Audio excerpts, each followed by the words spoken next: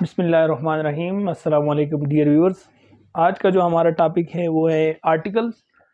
तो आर्टिकल्स की जब हम बात करते हैं तो हम फर्स्ट ऑफ ऑल इसकी दो टाइप्स जो हैं उसको पढ़ते हैं।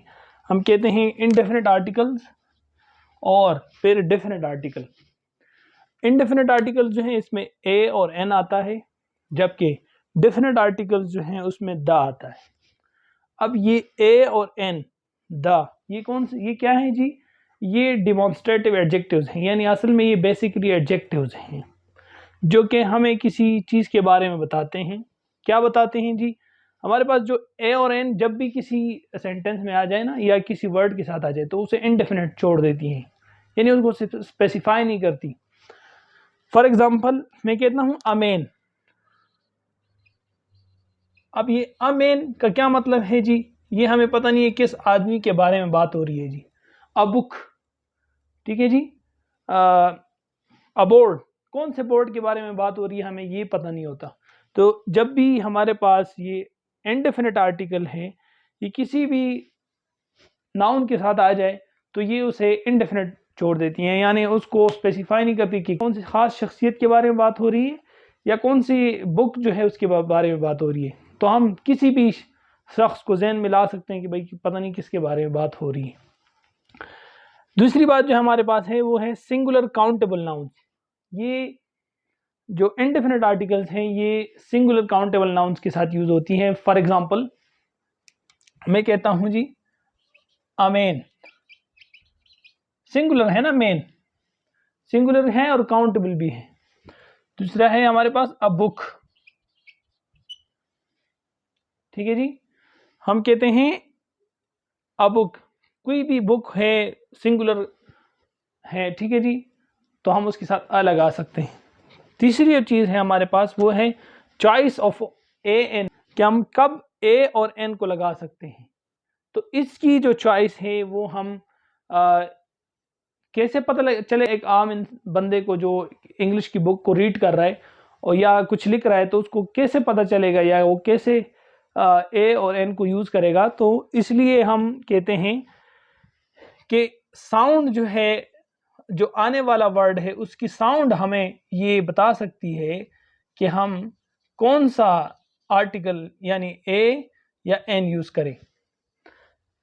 ए और एन के लिए जो रूल हैं वो ये हैं कि ए जो है ये कोई भी अगर हमारे पास कॉन्सोनेंट आता है, ठीक है जी, तो हम उसके साथ लगाते हैं ए, और अगर हमारे पास वावल आता है तो हम उसके साथ लगाते हैं जी एन। ए को किसके साथ यूज करते हैं जी? कॉन्सोनेंट वर्ड, यानी फॉर एग्जांपल ले लेता हूं मैं, ए को हम यूज करते हैं जी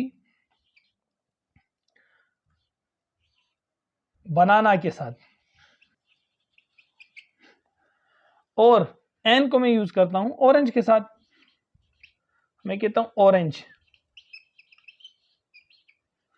दूसरी बात क्या है कि हमें सबसे पहले ए और एन का इस्तेमाल करते वक्त खास जो ख्याल रखना है वो इन अल्फाज का नहीं रखना कि ए आ रहा है स्टार्ट में, ई आ रहा है, आई आ रहा है या ओ यू आ रहा है। हमें जो बताया जाता है ना कि ये वावल्स हैं 5, तो हम देखते हैं यहाँ जी ओ आ रहा है तो इसलिए हमने एन यूज़ किया है, यहाँ पे बी नहीं है तो इसलिए ए यूज़ किया है। तो नहीं, ये इसकी जो है ना एक प्रॉपर रूल नहीं है। आप इसको नहीं देख के लगा सकते ए और एन को। आपने लगाना है तो साउंड को देख के लगाना है। यहाँ देखें ब की आवाज़ आ रही है, बाइलेबियल इसे कहते हैं हम।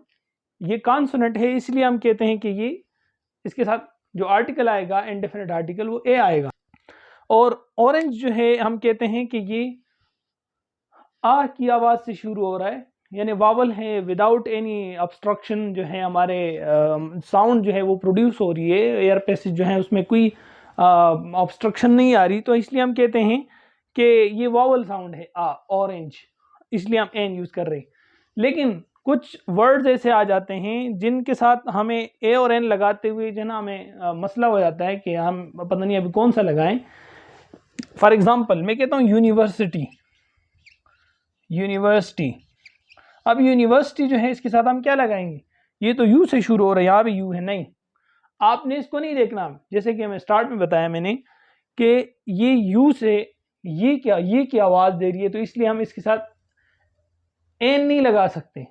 हाँ यू तो है, वावल लेटर है, लेकिन साउंड नहीं है यहाँ पे हमारे पास, तो इसलिए हम कहते हैं कि इसके साथ क्या आएगा जी, यूनिवर्सिटी। दूसरा हमारे पास एक वर्ड अगर आ जाए यूरोप के शक्ल में, तो हमने देखना है यहाँ पे क्या कह रहा है जी, ई तो आया हुआ है, यहाँ पे ई है हमारे पास, लेकिन हमने इसके साथ एन नहीं लगाना, क्योंकि हमने इसकी साउंड को देखना है। तो ये से शुरू हो रहा है, तो इसलिए हम कहते हैं इसके साथ आई आएगा। एन के साथ अगर इस तरह की सिचुएशन आ जाए, फॉर एग्जांपल ऑनेस्ट आता है, ऑनेस्ट, तो हमने ऑनेस्ट के साथ क्या लगाना है, ये तो एच से शुरू हो रहा है, कॉन्सोनेंट है, नहीं, हमने इसकी साउंड को देखना है, ये हम कहते हैं एन आएगा, एन ऑनेस्ट। आर आ जाता है हमारे पास, HOUR, और यानी घंटा। हम इसके साथ क्या लगाएंगे, ये फिर यहाँ पे एच है, नहीं, हमने साउंड को देखना है। हमने पहले जैसे कहा कि जब भी कोई वर्ड वावल साउंड से शुरू हो जाए, हमने देखें लेटर की बात नहीं की यहाँ पे, हम कहते हैं कि जब भी कोई वर्ड वावल साउंड से शुरू होता है हम उसके साथ एन लगाते हैं, और अगर कोई भी वर्ड कॉन्सोनेंट से शुरू हो रहा है तो हम उसके साथ क्या लगाते हैं जी, आ लगाते हैं, तो इसलिए हम इसके साथ भी एन लगाएंगे। तो ये तो कुछ रूल्स हुए ए और एन के बारे में। अब हम दा की तरफ बढ़ते हैं, तो दा की जो कुछ रूल्स हैं उस वो हमें क्या कहते हैं जी, दा के रूल कुछ डिफरेंट हैं इनडेफिनेट आर्टिकल से। डेफिनेट आर्टिकल है ये दा, और इसलिए हम कहते हैं, ये भी डिमॉन्स्ट्रेटिव एडजेक्टिव स्टार्ट में मैंने बताया क्या हमें बताता है, ये एक तो डेफिनेट कर देती है किसी चीज़ को। हम अगर किसी चीज़ के साथ दा लगाते हैं तो वो स्पेसिफिक हो जाता है, यानी ख़ास चीज़ के बारे में बात हो रही है। द टीचर, अब कौन सा टीचर, वो इज़ टीचिंग इंग्लिश, जो आपको इंग्लिश पढ़ाता है, तो कोई भी चीज़ है उसके साथ हम दा लगाते हैं तो वो स्पेसिफिक हो जाती है। लेकिन इसके कुछ रूल्स हैं, कहाँ दा लगाना है आपने और कहाँ नहीं लगाना। सिंगुलर नाउन के साथ आप लगा सकते हैं, लेकिन तब लगा सकते हैं जब वो पूरे क्लास को रिप्रेजेंट कर रहा हूँ। यानी फॉर एग्जांपल इसकी मैं अगर बात करूँ इसकी एग्जांपल की, तो हम कहते हैं, मैंने देखें, द काउ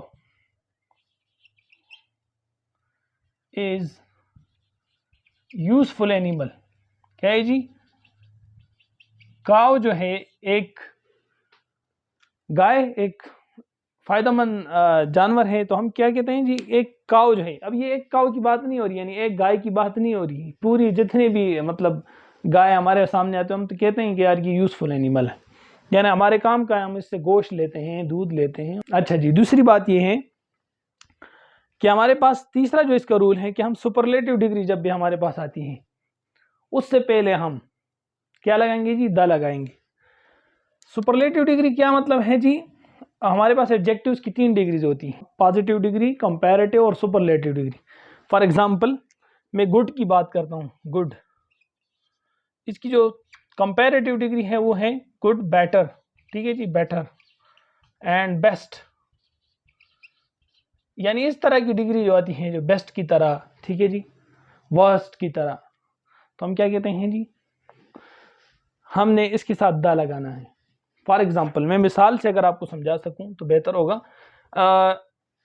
मैं ये एग्जांपल दूंगा आपको, देखें, honesty is the best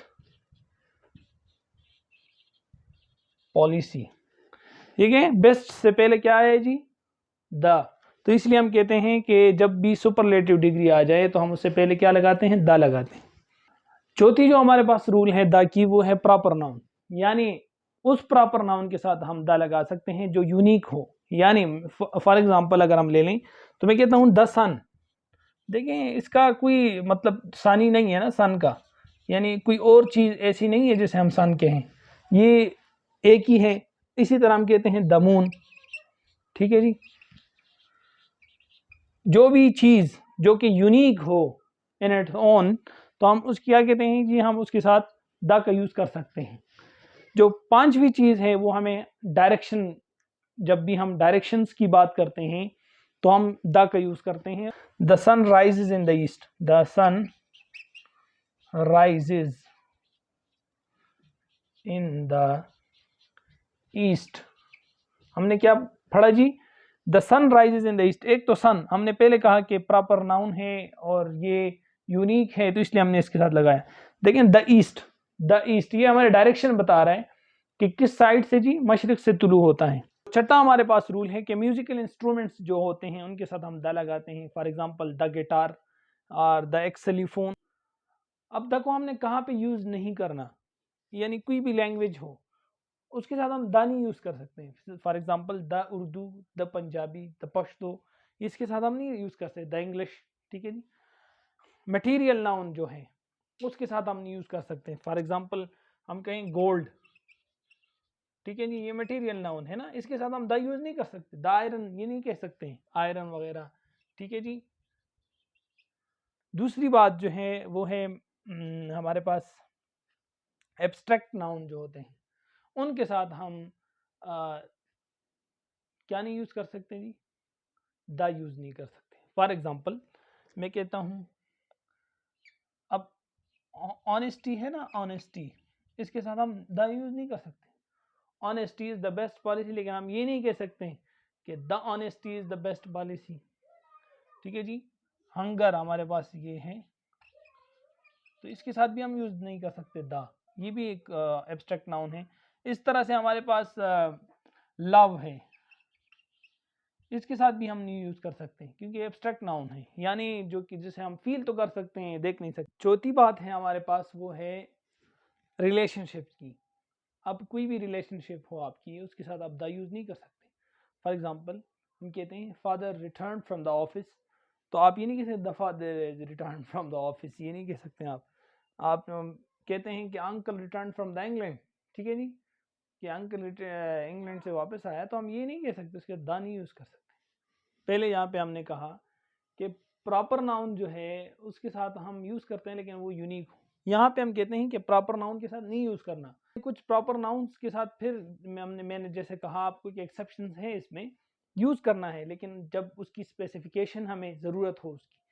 for example मैं कहता हूँ द यूएसए, देखें यूएसए क्या है, हमारे पास प्रॉपर नाउन है तो हम उसके साथ यूज कर रहे हैं। क्यों यूज कर रहे हैं, उनकी स्पेसिफिकेशन कर रहे हैं। द यूके, ठीक है जी। तो इस तरह से हम कहते हैं कि हमारे पास आर्टिकल्स की दो टाइप्स हैं, इंडेफिनिट एंड डेफिनेट आर्टिकल, और इसकी हमने यूजेस द और ए और एन की देख ली और कहाँ पे नहीं करना ये भी देख ली। उम्मीद है आपको ये टॉपिक समझ आया होगा। इसी तरह की इंटरेस्टिंग वीडियोस को देखने के लिए चैनल को सब्सक्राइब करें, अपने दोस्तों के साथ शेयर करें, बेल का आइकन दबाएं ताकि हर नई आने वाली वीडियो आपको मिलती रहे। थैंक यू, अल्लाह हाफिज़।